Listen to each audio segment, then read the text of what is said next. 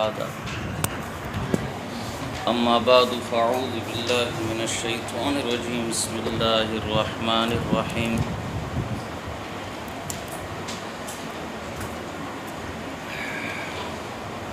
ما قبل میں شرح عقائد کے اندر یہ بحث گزری ہے کہ فروعی احکام اور خود اسلام کے عقیدوں کے جو ضوابط اور قانون ہیں ان کی بنیاد یہی علم کلام ہے۔ اسی سے آپ علم کلام کی اہمیت کا اندازہ لگا لیں کہ وہ کتنا اہم عنوان ہے اور کتنی اس کی اہمیت ہے۔ عمارت کی مضبوطی کا اندازہ بنیاد سے لگایا جاتا ہے۔ بنیاد جتنی مضبوط ہوگی عمارت بھی اتنی مضبوط ہوگی۔ آپ کا علم کلام مضبوط ہوگا تو فقہ بھی مضبوط ہوگا، عمل بھی محفوظ ہوں گے، عبادات بھی محفوظ ہوں گی۔ اور اگر آپ کا علم کلام محفوظ نہیں ہے تو نہ صرف و نحو کا کوئی فائدہ ہے، نہ بلاغت کا، نہ تفسیر کا، نہ حدیث کا۔ یہ ایسے ہو جائے گا جیسے مستشرقین جو عربی علوم میں اور قرآن حدیث کے علوم میں بڑے ماہر اور باہر کی یونیورسٹیوں میں باقاعدہ شعبے قائم ہیں جس میں وہ ریسرچ کرتے ہیں، دکتورا کرتے ہیں، لیکن کوئی فائدہ نہیں۔ علم کلام کی فضیلت پر میری معلومات کے مطابق جو سب سے زیادہ جس آدمی نے لکھا ہے اور بڑی تفصیل کے ساتھ جس نے لکھا ہے وہ فخر الدین الرازی یعنی امام رازی رحمہ اللہ ہے، جنہوں نے تفسیر کبیر کی جلد اول میں کئی صفحات 15-16 صفحات اس علم کے فضائل اور مناقب پر لکھے، انشاءاللہ جیسا کہ بھی آئے گا۔ ایک عالم گزرے علم کلام کے بڑے ماہر ابن بزیزہ، ان کی امام الحرمین کی جو الارشاد ہے اس پر شرح ہے الاسعاد۔ اس میں علم کلام سیکھنے پر اجماع لکھے اس کی فضیلت پر، اس کی فضیلت پر اجماع ہے اور اس کا سیکھنا فرض کفایہ ہے۔ یہاں آپ کے مدرسے میں کوئی جنازہ آ جائے اور اس کے جنازے پڑھنے والا کوئی تو سارا محلہ اور سارے مولوی طلبہ بیچارے گنہگار ہوں گے کہ نہیں ہوں گے؟ ان کی عدالت ساقط ہوگی کہ نہیں ہوگی؟ تو اس علاقے میں کوئی علم کلام کا مسئلہ آ جائے اور کوئی جواب دینے والا نہ ہو، سارے گنہگار ہوں۔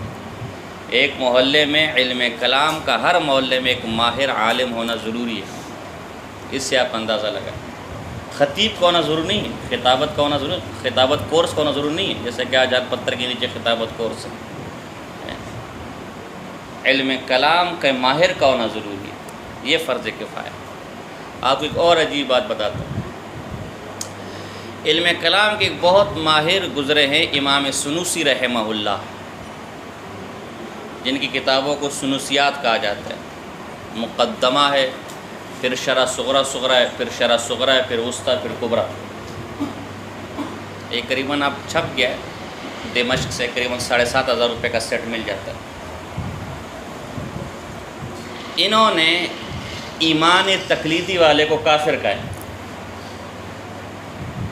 جس نے علم کلام نہیں پڑھا نا، بس ماں باپ مسلمان ہے تو میں بھی کیا ہوں، مسلمان ہوں، اس کو کافر کہا کہ یہ مسلمان ہی نہیں ہے، اور اس پر زبردست دلائل قائم کیے کہ ایمان تقلیدی اللہ کیا معتبر نہیں ہے، ایسا شخص کافر ہے۔ لیکن پھر بعد میں جا کے اس نے اس قول سے رجوع کر لیا کہ اس پر تو اچھی خاصی امت کی تکفیر لازم آ جائے گی، عوام تو بیچاری ساری ایمان تقلیدی والی ہے، تو چونکہ اس سے جمہور کی تکفیر لازم آتی ہے لہذا میں اس قول سے رجوع کرتا ہوں، اور جمہور کے ساتھ ہی ہوں کہ ایمان تقلیدی بھی معتبر ہے اللہ کے۔ لیکن وہ دلائل اتنے زبردست ہے کہ اگر مضبوطی کا اعتبار کیا جائے تو دلائل اپنی جگہ قائم اور دائم ہے۔ اور یہ بھی لکھا ہے علماء کے لیے، میرا بھی قول یہ لکھا ہے کہ چونکہ ان کے پاس اسباب ہیں، وہ اہل علم لوگ ہیں، لہذا محض ان کے لیے ایمان تقلیدی یہ گناہ کا سبب ہوگا، اور گناہ یوں کہ ان پر واجب اور ضروری تھا کہ وہ علم کلام کا علم حاصل کرے، اس کے عقائد کو جانے اور اس کے دلائل جانے، لیکن پھر بھی انہوں نے اس واجب کو ترک کر دیا۔ لہٰذا ترک وجوب کی وجہ سے اور ترک واجب کی وجہ سے گنہگار رہیں۔ تو ہمارے علماء میں اگر کوئی شرح یا طلباء میں کوئی شرح عقائد کا ماہر نہیں ہے، وہ شرح عقائد کو نہ سمجھا سکتا ہے نہ سمجھ سکتا ہے، وہ گنہگار ہے۔ اس کے پیچھے نماز مکروہ تحریمی ہے، خیال کرنا۔ ہاں، گنہگار کے پیچھے نماز مکروہ تحریمی ہوتی ہے نا یار، وہ کیا ہے، اس کے پیچھے نماز مکروہ ہے تحریمی۔ ہاں، کئی ایسے اللہ والے۔ مجھے ایک شیخ الحدیث صاحب ملے جو ایک مدرسے کے دارالفتاء کے معاون مفتی بھی ہیں، نائب مفتی بھی ہیں۔ انہوں کو کہیں بنات میں شرح عقائد مل گئی، تو مجھے ایک دفعہ پکڑا بنات میں عذاب قبر سے۔ یہ سب سے آسان بحث ہے، ترجمہ چلے گا انشاءاللہ، عذاب قبر تر آخر تک آدھی کتاب، وہ پھر اس میں کوئی اتنا بڑا مسئلہ نہیں ہے۔ یہ بیضاوی کی طرح شروع میں تو تنگ کرے گا، پھر آگے اس طرف جو ہے نا چلائے گا۔ تو کہا میرا تو عذاب قبر سے سر میں درد شروع ہو گیا، اس کو کس طرح پڑھائیں گے؟ تو میں نے کہا شکر ہے صفات نہیں پڑھا رہا ہوں، نا تو ایمان سے ہی جاتا ہے کہ دیکھ لینا، جب عذاب قبر میں تیرے سر میں درد شروع ہو گیا تو صفات میں تو تیرا کھانا خراب ہو جاتا۔ ایک طالب علم ہمارے پاس آیا اس سال، اس سے میں نے ایسے ہی پوچھ لیا کہ بھئی شرح عقائد تم نے پچھلے سال کہاں سے پڑھی ہے؟ پہلے سادسہ کر کے دوبارہ یہ آیا۔ تو کہا استاد جی کتاب الایمان سے پڑھی ہے۔ میں نے کہا شرح عقائد میں کتاب الایمان کہاں سے آ گئی میرے بھائی؟ میں نے تو نہ کبھی پڑھی ہے نہ کبھی پڑھائی ہے۔ کہا نہیں، وہ جو قبر میں دفناتے پھر پوچھتے ہیں کہ من ربک، عذاب قبر کو کتاب الایمان کہہ رہا گیا تھا۔ نے کہا یہاں سے پڑھی ہے، ایک بڑا مدرسہ ہے، نام دے دوں گا، وہاں سے پڑھ کر آیا تھا، آپ لوگ جانتے ہیں، آپ کے آس پاس ہی مدرسہ ہے۔ بہرحال تو ہم سے پہلے جن استاذ کے پاس تھی شرح عقائد، تو ان کو میں نے خود دیکھا، میرا پہلا سال تدریس کا۔ غالباً بی اے کے اندر بھی شرح عقائد ہوگی، ہم نے تو نہیں پڑھی بی اے کے اندر، میں نے ایم اے بھی کیا، بی اے بھی کیا، تو بی اے میں تو ہمیں نہیں ملی شرح عقائد۔ اس کے بعد ایک چھوٹی سی کتاب تھی، تو شرح عقائد برائے نصاب بی اے نوٹ بک، تو وہ بی اے کی کوئی نوٹ بک تھی، کوئی گائیڈ بک، نوٹ بک، ہم خلاصہ ملاسہ نہیں کہہ سکتے، اس سے دیکھ کر شرح عقائد کی تیاری کر رہے تھے۔ تو جو کتاب جو خلاصہ ایک پروفیسر نے لکھا ہوگا، تیار کیا ہوگا، تو وہ استاد وہاں سے دیکھ کر دے تو کیا سمجھائے گا اور کیا بجائے گا۔ میں نے شرح عقائد ایک مشہور شرح کا ذکر کیا تھا، علامہ عبدالعزیز پرہاروی رحمہ اللہ کی النبراس۔ نبراس جو ہمارے پاس نسخہ ہے اس کا صفحہ نمبر 33 ہے، آپ بھی اس کو تلاش کر لینا۔ صفحہ نمبر 33 پر لکھتے ہیں کہ علوم کی دو قسمیں، علوم عالیہ جیسے صرف نحو ہو گیا، منطق ہو گیا، اور ایک علوم عالیہ جو اصل مقصود ہے قرآن حدیث تفسیر۔ فرمایا علوم عالیہ 6 قسم پر ہے، علم کلام، قرآن یعنی تفسیر، حدیث، اصول فقہ، فقہ اور تصوف، یہ 6۔ ان 6 میں سب سے اعلیٰ اور افضل وہ علم کلام ہے۔ کیوں کہ یہ علم کلام باقی علوم کے لیے اساس ہے، باقی علوم میں کہیں نہ کہیں آپ کو علم کلام ملے گا۔ قرآن کو دیکھ لو، زیادہ سے زیادہ مختلف اقوال ہے، لیکن ہم زیادہ سے زیادہ قول لے رہے تھے کہ 600 آیت احکام کے متعلق ہے، یہ زیادہ سے زیادہ کا قول ہے۔ تو قرآن کہتے تو 6000 سے اوپر ہے، باقی آیت کام اسی سے متعلق قصص ہے علم کلام۔ قرآن کا موضوع سب سے پہلا موضوع توحید ہے، انشاءاللہ ابھی تم فوز الکبیر میں پڑھو گے، قرآن کے جو 5 مضامین ہیں ان میں سے پہلا موضوع کون سا ہے؟ توحید ہے۔ تو توحید کیا ہے؟ علم کلام کا پہلا عنوان توحید ہے۔ آپ حدیث کو دیکھ لیں، احادیث میں صفات ہے، پھر دوسرا علم دیکھ لیں حدیث، اس میں صفات متشابہات کا مسئلہ آتا ہے۔ اب یہ کتنی ہیں؟ تو امام ابن جوزی رحمہ اللہ نے دفع شبہ تشبیہ کے اندر، دفع شبہ تشبیہ کے اندر 60 احادیث کو جمع کیا۔ اس طرح امام رازی رحمہ اللہ نے بھی اساس التقدیس جو پشاور سے چھپ گئی کئی احادیث کو جمع کیا۔ کوئی بھی حدیثی کتاب آپ پڑھیں گے انشاءاللہ اگلے سال سے، تو اس میں وہ ساری حدیثیں آئیں گی۔ تو اگر علم کلام میں مہارت نہیں ہوگی تو حدیث کے باب میں آپ کا پیر پھسلے گا، اور لوگوں کا پھسلا ہے۔ امام ابن خزیمہ رحمہ اللہ بہت بڑے محدث گزرے، جن کی صحیح ابن خزیمہ مشہور کتاب ہے احادیث، یہ بیچارے علم کلام میں زیادہ ماہر نہیں تھے، تو انہوں نے کتاب التوحید کے نام سے کتاب لکھی، انہی وہ احادیث جو صفات متشابہات پر تھی۔ امام رازی رحمہ اللہ اس کتاب کو کتاب الشرک کہتے ہیں تفسیر کبیر میں، یہ کتاب التوحید نہیں، کتاب الشرک۔ اگرچہ امام بہقی رحمہ اللہ نے اعلیٰ اسماء و صفات میں لکھا ہے کہ انہوں نے اس سے رجوع کر لیا تھا، یعنی امام ابن خزیمہ نے کتاب التوحید سے آخر وقت میں رجوع کر لیا، اللہ پاک ان کو جزائے خیر دے۔ اسی طرح ابو یعلیٰ موصلی حنابلہ کے اندر بہت بڑے محدث گزرے، ابو حامد حنبلی رحمہ اللہ بہت بڑے محدث گزرے، لیکن اگر میں یہ کہ بطور محاورتاً کسی کی توہین تذلیل مقصود نہیں ہے، ان کی خدمات اپنی جگہ کہ بدبودار مجسمی تھے عقیدے میں، تو غلط ہے۔ ابن جوزی ان کے خلاف کتاب لکھنے کے لیے کھڑا ہو گیا کہ انہوں نے کیا مسلک میں تماشا لگایا ہوا، یہ امام احمد بن حنبل کا مسلک ہے جو یہ لوگ پیش کر رہے ہیں، حالانکہ حدیث میں ان کی خدمات نے جو خدمات۔ امام ابن تیمیہ شیخ الاسلام امام ابن تیمیہ رحمہ اللہ کتنا بڑا محدث مفسر ہے، اللہ اکبر۔ ہر آیت کی تفسیر میں 200 تفاسیر دیکھتے تھے ہر آیت کی، اور پھر سجدے میں گر کر اللہ سے دعا مانگتے تھے، یا اللہ مجھ پر اس آیت کی تفسیر کھول دے، اتنا بڑا عالم ہے۔ ابن الہادی رحمہ اللہ اس کا شاگرد ہے، بہت بڑا محدث ہے، اس کی سوانح لکھی میرے پاس موجود ہے، خیال کرنا۔ تو کہا میرے استاد نے سیاستہ ساری حفظ کر لی تھی،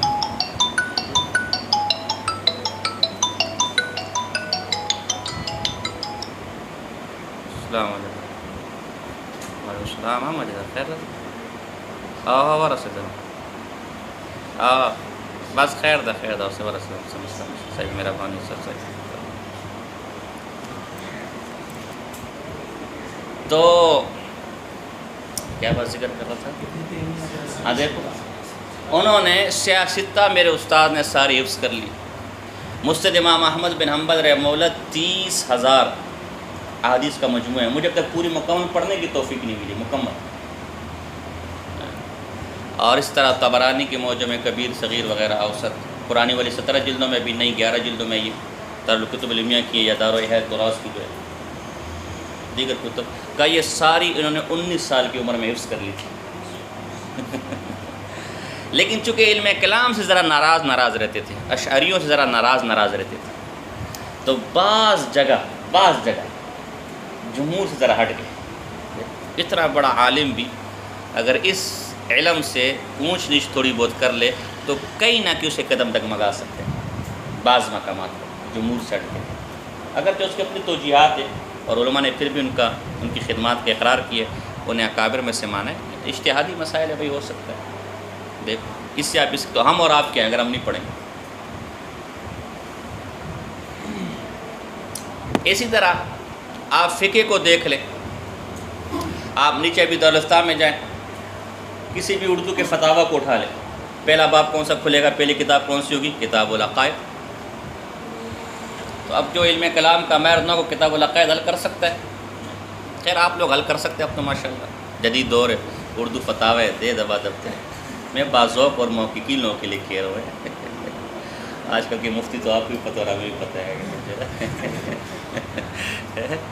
علامہ شامی رحمہ اللہ فرماتے ہیں ہمارے زمانے میں کسی کو مفتی کہنا جائز نہیں، مفتی ختم ہو چکے ہیں، مفتی کیا ہو چکے ہیں؟ ختم ہو چکے ہیں۔ مفتی کی کچھ شرائط ہے، ابھی چونکہ آپ نے یہ حضرت لگایا ہوا تو میں بیان نہیں کر سکتا، پھر بعض مفتیان ناراض ہو جائیں گے، وہ کہتے ہیں نا۔ تو مفتی میں کہتا ہوں یہ جو سال والا تخصص ہے یہ بے روزگاروں کا سال ہے۔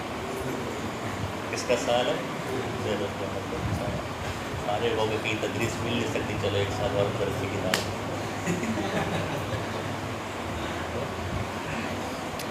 ہمارا ایک شاگرد تھا، وہ بخاری میں فیل تھا، لیکن ماشاءاللہ اگلے سال مفتی بن گیا۔ اگلے سال کیا ہو گیا؟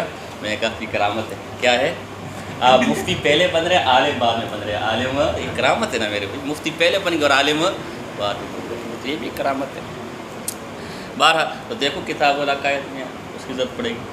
اگر آپ تصوف کو لے لیں تو ایک بہت بہترین امام قشیری رحمہ اللہ کی رسالہ ہے الرسالۃ القشیریہ، اس کا اردو ترجمہ بھی چھپ چکا ہے۔ یہ صوفیاء کے حالات پر ہے، اور اب اس کے ایک بہت اعلیٰ نسخہ جو ہمارے پاس پہنچا ہے، یہ ایک جلد میں لیکن قریباً 3,500 روپے میں ہم نے خریدا ہے، اور بلکہ 3,900 تک کا ہے، بہت خوبصورت اس کا ایڈیشن ہے ایک ہی جلد میں۔ اس کے شروع میں حالانکہ تصوف کی کتاب ہے، اس کے شروع میں علم کلام کے مسائل، عوارف المعارف تصوف کی مشہور کتاب ہے، اس کے علم کلام کے مسائل ہیں۔ تو گویا ہر فن میں آپ کو اس کی ضرورت پڑے گی۔ یہ امام عبدالعزیز پرہاروی ان کے طرز پر ہم نے اس علم کی فضیلت ثابت کی۔ امام رازی رحمہ اللہ نے بھی چند مقدمات قائم کیے ہیں اور چند اصول قائم کیے ہیں اس علم کی فضیلت کو ثابت کرنے کے لیے۔ امام رازی رحمہ اللہ فرماتے ہیں،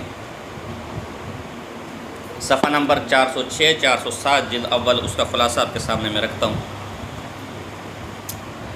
کہ دیکھو کسی بھی علم کی فضیلت یا تو اس کے موضوع کے اعتبار سے ہوگی، اس کا موضوع اشرف اعلیٰ ہوگا تبھی وہ علم بھی اشرف اعلیٰ ہوگا، یا اس کے دلائل کے اعتبار سے کہ دلائل مضبوط ہے تو اس اعتبار سے علم، یا اس کے مقاصد کے اعتبار سے کہ آگے چونکہ اس علم کی ضرورت ہمیں زیادہ ہے تو لہٰذا اس اعتبار سے اشرف ہے۔ کہ علم کلام وہ واحد علم ہے جس میں یہ تینوں وجہ شرف داخل ہے، تینوں۔ اگر آپ اس کا موضوع دیکھیں تو اللہ کی ذات و صفات ہے، اس کے بعد نبی اکرم صلی اللہ علیہ وسلم انبیاء کی ذات و صفات ہے، تو اس سے اعلیٰ اور عرفہ کیا چیز ہو سکتی ہے؟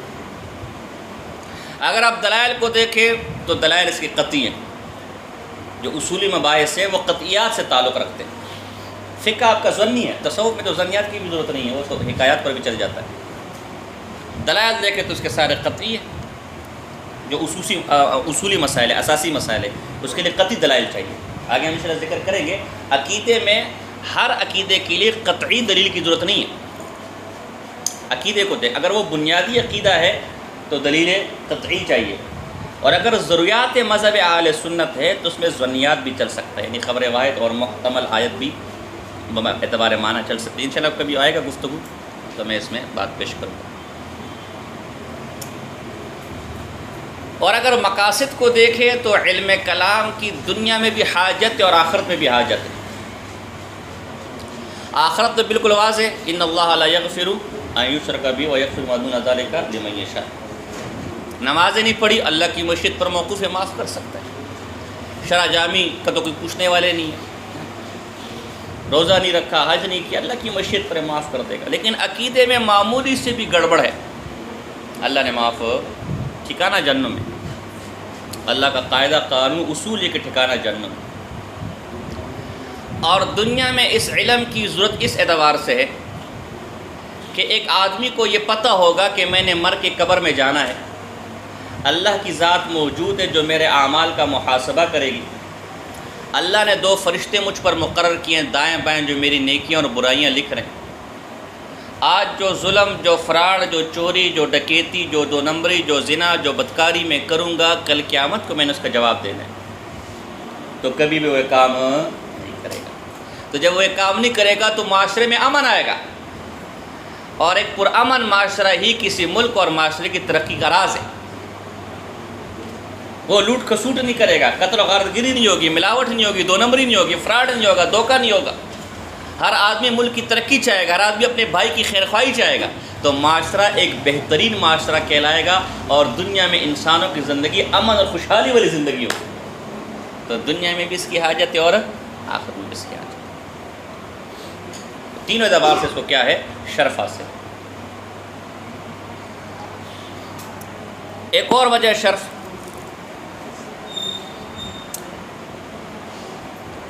جتنے بھی علوم ہیں یا ان کے مسائل ہیں وہ نسخ کا احتمال رکھتے ہیں۔ قبلہ پہلے بیت المقدس تھا نا، بیت اللہ ہو گیا، کوئی مسئلہ نہیں۔ پہلے وارث کے لیے وصیت ہو سکتی تھی، اس کے بعد جب وراثت کے احکام آ گئے تو وصیت، لیکن علم کلام ایسا ہے کہ اس کے مسائل نسخ اور تغیر اور تبدل کا احتمال نہیں رکھتے۔ سمجھے کہ نہیں سمجھے؟ ہاں، مرزائیوں سے آپ بات کریں گے نا، ان کو کہیں گے وہ دجال آدمی، پہلے مرزا قادیانی خود لکھتا تھا کہ جو ہمارے نبی کے بعد نبوت کا دعویٰ کرے وہ کافر اور بے ایمان ہے. یہ میں نے ایک جگہ ان کو سنا. ہمارا والا مولوی صاحب بیچارہ ذرا کمزور ہو گیا. خود لکھے کہ وہ دجال ہے، کذاب ہے، کافر ہے، دائرہ اسلام سے خارج. اور پھر خود مرزے نے نبوت کا دعویٰ کیا، تو اپنے فتوے سے دجال، کذاب اور کافر ہو گیا نا. ہو گیا کہ کوئی مسئلہ ہی نہیں ہے. یہ نسخ ہو گیا، پہلا والا عقیدہ منسوخ ہو گیا. جیسے جیسے پہلے بیت المقدس تھا، وہ اللہ کے بندے، وہ فروعی احکام ہے، اس میں نسخ ہو سکتا ہے. یہ عقیدے کا مسئلہ ہے. یہ تھوڑی کہ موسیٰ علیہ السلام اللہ کی توحید بیان کرنے آئے تو عیسیٰ علیہ السلام کسی اور طرف چل گئے معاذ اللہ. ایسا کوئی تصور کر سکتا ہے؟ جس خدا کی دعوت عیسیٰ علیہ السلام نے دی، اسی خدا کی دعوت موسیٰ علیہ السلام نے دی. تبھی کہا گیا ہے کہ سجدہ عبادت کسی شریعت میں جائز نہیں ہے، اس لیے کہ اس کا تعلق شرک کے ساتھ ہے، اور شرک کسی شرط میں جائز ہے. یہ تو عقیدے کا تبدل تغیر ہے نا. جن ہم سے پہلے جن قوموں میں، جن امتوں میں سجدہ جائز تھا، وہ تحیت کا تعظیمی سجدہ تھا، عبادت کا، اس لیے کہ وہ شرک ہے. اور شرک کسی بھی ملت، کسی بھی امت میں، کسی بھی دور وقت میں جائز ہے، لیکن اس کا تعلق عقیدے کے ساتھ ہے. اور عقیدہ تغیر اور تبدل سے کیا ہے؟ پاک ہے. دیکھو ہم کیوں ناقص ہیں؟ مخلوق کیوں ناقص ہے؟ کہ مخلوق مادے سے یہ تغیر اور تبدل چاہتی ہے، تبھی مخلوق ناقص ہے. اللہ کی ذات کامل ہے کہ وہ تبدل و تغیر سے پاک ہے. یہ نقص جو ہے نا، یہ سب سے. دیکھو نا، زندگی کتنی پیاری ہے، لیکن ہائے موت کا داغ نہ ہوتا. موت ساری خوشیاں. ایک آدمی کے پاس بہترین گاڑی ہو، اے سی ہو، سہولیات ہو، لیکن آپ نے 2 گھنٹے بعد مرنا ہے. کچھ نہیں. یہ زوال ہے نا، تغیر ہے، نقص ہے. بہترین سہولیات، لیکن آپ بیمار ہیں، وہ درد غم لے کر بیٹھا ہو. تو مخلوق کی ناقص ہونے کی بنیادی وجہ اس کا تغیر اور تبدل سے متصف ہونا ہے. اور اللہ کی جو ذات کامل ہے، اس کی بنیادی وجہ کہ اللہ کی ذات قدیم ہے، اس کی صفات قدیم ہے، وہ تبدل اور تغیر کی سمات اور آمیزش سے پاک ہے. تو علم کلام کے مسائل بھی جو اساسی مسائل ہیں، وہ تغیر و تبدل سے کیا ہے؟ پاک ہے. یہ نہیں کہ آپ شرع قید جیسے جو ہے پہلے متوسطہ میں کوئی اور انگریزی تھی، اس کے بعد اب کوئی اور آ گئی ہے. پہلے شاہ ولی اللہ محدث دہلوی کے واقعات پڑھتے تھے، پہلے مولانا قاسم نانوتوی رحمہ اللہ کے واقعات پڑھتے تھے. اب متوسطہ میں انگریزی آئی ہے، جی لڑکا لڑکی آپ اس میں کھیل رہے، پیچھے ساؤنڈ میوزک چل رہا ہے. یعنی سبق اس کے اندر یہ حالات ہے نا، حالات کے مطابق بدلنا پڑتا ہے. لیکن یہ نہیں کہ شرع قید میں آج ایک مسئلہ لکھا ہوا ہے، 10 سال بعد وفاق نے فیصلہ کیا کہ یہ عقیدہ مزیدار نہیں ہے، اب ہمیں جدید دور کے مطابق نئے عقیدے بنانے چاہیے عقیدے جو. ایسا ہو سکتا ہے؟ نہیں ہو سکتا. تو دیکھو یہ کمال مضبوط. ہمارا ایک شاگرد تھا، محمد نام تھا اس کا، گٹیوال تھا. یہ آپ کے ساویہ میں اسد اللہ ہے، ہو بہو یہ چیز تھا. بس یہ ذرا بڑا ہے اور شریف ہے، اس کو ابھی بھی محمد کہتا ہوں. بہت ذرا چھوٹا تھا، یعنی قد اس کے برابر ہوگا، اتنا چھوٹا بھی نہیں تھا. اور شیطان بولتا، وہ کسی کی نہیں مانتا تھا، کسی سے نہیں ڈرتا تھا.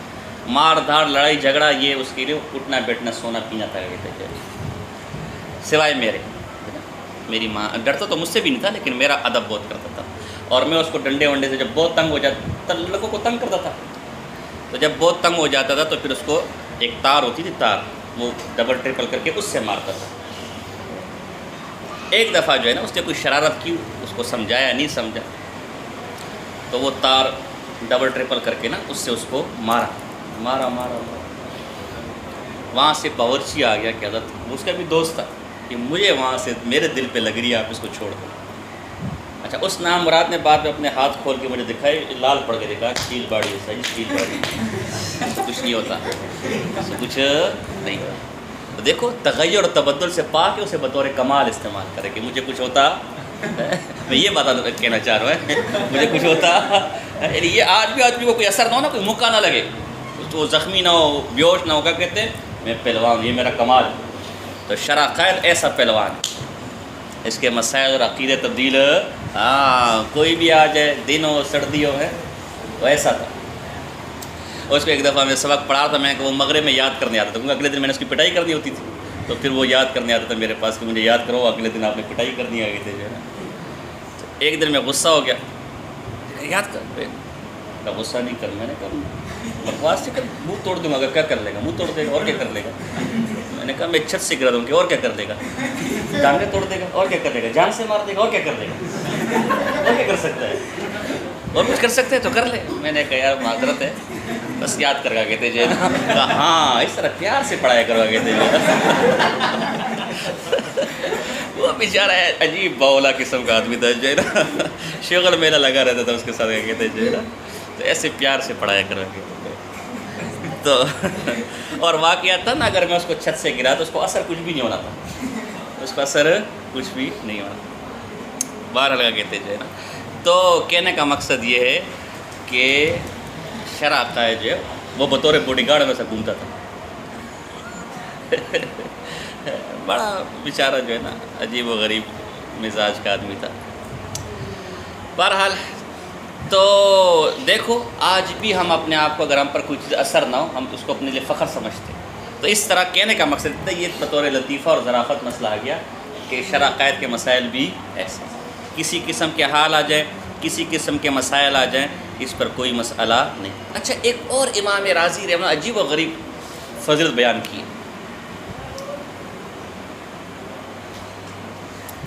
کہ جن آیات میں اللہ کی توحید و صفات کا ذکر ہے، ان آیات کی فضیلت اس پر زیادہ ہے جس میں محض فقہی مسائل کا ذکر ہے۔ مثلا دیکھو قل هو اللہ احد، اس کی جو فضیلت ہے 3 دفعہ جو پڑھے گا تو پورے قرآن ختم کرنے کا ثواب ہے۔ وَيَسْأَلُونَكَ عَنِ الْمَحِيضِ، دیکھو کیسے کیسے علماء نقطہ نکالتے ہیں۔ اس کی وہ فضیلت نہیں ہے جو قل واللہ احد کی ہے، وہ عقیدے کا معاملہ ہے۔ اس صورت کی، اس آیت کی وہ فضیلت نہیں ہے، وہ اس کے برابر یہ ہے وَيَسْأَلُونَكَ عَنِ الْمَحِيضِ، ایسی کوئی فضیلت ہے، بلکہ شاید اس کے بارے میں کوئی فضیلت بھی، کوئی حدیث میں وارد بھی نہ ہو۔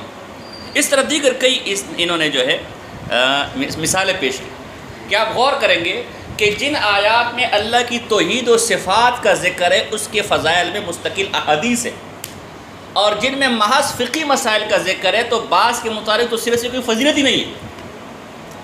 یہ طرز ہمیں بتا رہا ہے کہ علم کلام فضیلت والا ہے، اس لیے کہ جن آیات میں علم کلام کا ذکر ہے وہ آیت فضیلتوں والی ہے، ان آیات کے فضائل۔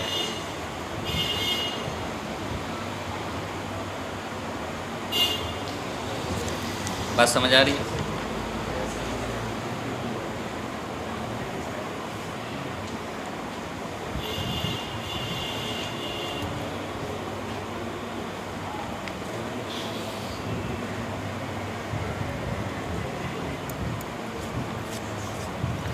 اسی طرح اگر ہم قرآن کو دیکھیں تو قرآن میں انبیاء کا جو کفار کے ساتھ مجادلہ نقل کیا گیا، گفتگو نقل کی گئی ہے، وہ اسی علم کلام کے متعلق ہے۔ ابراہیم علیہ السلام کو دیکھ لیں، نمرود کے ساتھ جو گفتگو ہوئی تھی اس کا تعلق اللہ کی ذات و صفات کے ساتھ۔ نوح علیہ السلام کی جو گفتگو ہوئی تھی، موسیٰ علیہ السلام کی جو فرعون کے ساتھ ہوئی تھی،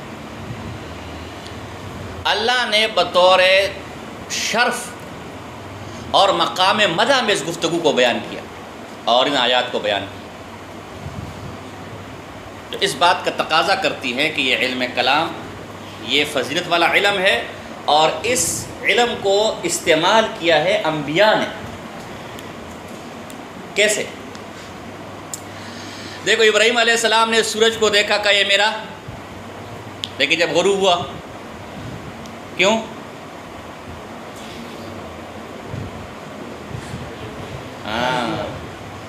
اس پہ سوال آ گیا، تغیر اور تبدل ہے، یہ حادث ہے۔ تو علم کلام کا مسئلہ حادث اور قدیم ہے نا۔ اللہ کی ذات قدیم ہے، اللہ کی ذات حادث نہیں ہو سکتی۔ آگے انشاءاللہ آئے گا کہ اللہ مخلوق کیوں حادث ہے اور اللہ کیوں قدیم ہے، اس کا ثانی کیوں قدیم ہونا چاہیے، آگے آئے گا۔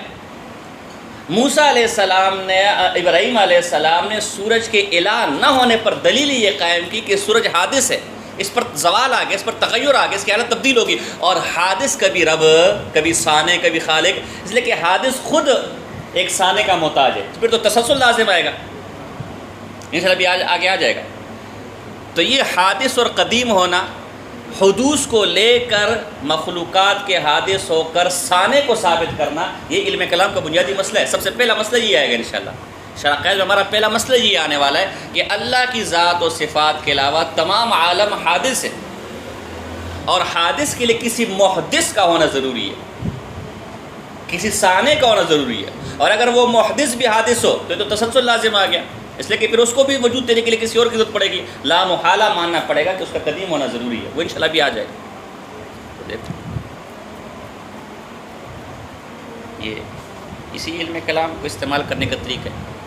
اور اسی ابراہیم علیہ السلام کی نمرود کے ساتھ گفتگو میں منطق بھی ثابت ہو سکتی ہے، لیکن وہ اس وقت قیاس کی جو 4 صورتیں وہ یہاں سے نکل سکتی ہیں، لیکن وہ اس وقت ہمارا موضوع نہیں ہے. جب ہم نے پچھلے سال مرقات پڑھایا تھا تو وہاں علم منطق کی فضیلت ثابت کرنے کے لیے اس آیت سے ہم نے استدلال کیا تھا کہ ابراہیم علیہ السلام کا استدلال منطقی کیسے بنے گا، صغرا اور کبرا شکل اول کی صورت میں اور حد اوسط بھی ہم نے گرایا تھا. لیکن ابھی فی الحال ہمارا موضوع نہیں ہے، تو ہم اس وقت یہ نہیں یہاں یہ چھیڑتے. یہ ابراہیم علیہ السلام کا منطقی استدلال ہے. غور کرنا ذرا اس پر. لوگ کہتے ہیں کہ منطق سے جو ہے یجوز الاستنجاء باوراق المنطق. اللہ معاف فرمائے، خدا تمہیں غرق کرے. اچھا، بعض لوگ یہ اعتراض کرتے ہیں کہ علم کلام کا ذکر قرآن و حدیث میں نہیں ہے، تبھی یہ بدعت ہے. آگے شارح عقائد اس کی وجہ بھی بتائے گا، لیکن یہ بھی غلط ہے. امام ابو الحسن اشعری رحمہ اللہ نے اس پر مستقل ایک کتاب لکھی ہے، رسالۃ، ایک رسالہ ہے استحسان الخوص فی علم الکلام. علم کلام میں غور اوس کرنے پر کہ مستحسن ہونے پر. امام ابو الحسن اشعری جو ہمارے پاس موجود ہے. یہ جو امام غزالی کے عقائد کی شرح چھپی ہے لاہور سے، اس کے آخر میں یہ رسالہ موجود ہے. اس میں بڑی تفصیل کے ساتھ قرآن و حدیث سے یہ دلائل لے کر آئے کہ قرآن میں بھی علم کلام سے مسائل حل کیے گئے اور حدیث میں بھی. ایک ابراہیم علیہ السلام کا واقعہ میں نے آپ کو بتایا. ایک اور میں آپ کو مثال دیتا ہوں حدیث سے، یہ تفصیل آپ اس کتاب میں دیکھ لینا. ایک علم کلام کا مسئلہ آتا ہے حوادثات لا اول لها. فلاسفہ نے مسئلہ نکالا ہے کہ عالم یہ قدیم نوعی ہے. آپ نے پڑھا ہوگا نا پچھلے معین الفلسفہ کے اندر ہے، حوادث کی کوئی اول، بس ہر حادث پیچھے ایک اور حادث، پیچھے ایک اور حادث، پیچھے ایک اور حادث، پیچھے ایک چلتا رہتا ہے. بعض لوگوں نے امام ابن تیمیہ رحمہ اللہ پر بھی اس قسم کی گفتگو کی ہے. بہرحال، اور شاہ انور شاہ کشمیر رحمہ اللہ نے بھی شاہ اللہ محدث دہلوی کی طرف یہ قول منسوب کیا. بہرحال ہم اس تفصیل میں نہیں جاتے. اب دیکھو حدیث کے اندر آتا ہے کہ ایک شخص رسول اللہ صلی اللہ علیہ وسلم کے پاس آیا، فرمایا میرے اونٹ ہے، خارش اگر لگ جاتی ہے اس میں ٹھیک اونٹ کو میں ڈالتا ہوں، شامل کرتا ہوں، تو ٹھیک اونٹ کو بھی کیا لگ جاتی ہے؟ خارش. تو حضور نے فرمایا پہلے اونٹ کو خارش کس سے لگائیے. اگر ایک سے دوسرے، دوسرے سے تیسرے، چوتھے سے لگتی ہے تو پہلے کو پھر کس سے لگائیے. تو یہ ابطال ہے حوادث لا اول لها کا. کہیں نہ کہیں سلسلہ ختم ہوگا نا یار. مطلب ہے کہ محسر اللہ کی ذات ہے. اسی طرح کیا کہتے ہیں، ایک شخص ہے، یا رسول اللہ میں تو گورا چٹا ہوں اور میرا بچہ کیا پیدا ہو گیا ہے؟ کالا. انہوں نے فرمایا کہ تیرے اونٹ ہوتے کہ نہیں ہوتے؟ سرخ یا جو بھی ہے، جس رنگ کے بھی اونٹ ہوتے. کہاں بالکل ہوتے. تو کیا ان میں کبھی کالا آتا ہے کہ نہیں آتا؟ کبھی کالا اونٹ بھی پیدا ہو جاتا ہے. کہاں بالکل، بعض اوقات کالا اونٹ پیدا ہو جاتا ہے. تو کہا وہ کہاں سے ہے؟ حالانکہ ماں باپ اس کے سرخ ہے یا جو بھی کلیجی رنگ ہے، جو بھی آپ کے. کہا کوئی پیچھے رگ ہوگی پردادا نردادا میں، وہ رگ مل گئی ہوگی. تو کہا اس طرح تیری اولاد میں بھی پیچھے کوئی رگ ہوگی نا، مل گئی ہوگی. تو یہ حوادث لا اول لها کا ابطال ہے. کہ یہ نہیں کہ ایک سے دوسرا، دوسرے سے تیسرا، تیسرا چوتھا چلتا چلا جائے گا. کہیں نہ کہیں معاملہ جا کے رکے گا. مؤثر کوئی حقیقی کوئی اور ہوگا. دیکھو یہ حدیث میں حوادث لا اول لها کا ابطال علم کلام کے طریقے پر کیا گیا. ہاں یہ الگ بات ہے کہ علم کلام کی اصطلاحات قرآن و حدیث میں نہیں ہے. تو ٹھیک ہے، صرف و نحو کی اصطلاحات قرآن و حدیث میں ہے، اصول حدیث اصول فقہ کی اصطلاحات قرآن حدیث میں ہے؟ کسی حدیث میں کہا ہے کہ فلاں سنت ہے، فلاں واجب ہے، فلاں مستحب ہے، یا فلاں حدیث ضعیف ہے، فلاں حدیث فلاں ہے، فلاں فلاں ہے؟ اہل حدیث بھائی ہمیں کہتے ہیں تقلید شرک ہے، اور پھر ہمارے حدیثوں کا کہتے ہیں ضعیف ہے۔ بھئی یہ کہاں لکھا ہوا ہے فلاں مولوی نے کہا ہے؟ حدیث ضعیف ہے وہ تقلید جائز ہے، اور میری امام صاحب کی تقلید کیا ہے؟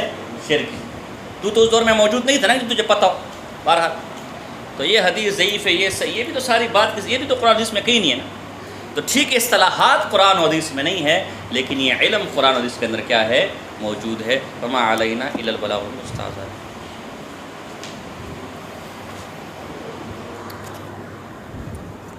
یہ کچھ نہ کچھ سمجھ آئے گی آپ کی باتیں؟ تو اس لیے اس علم کو آپ معمولی نہ سمجھیں،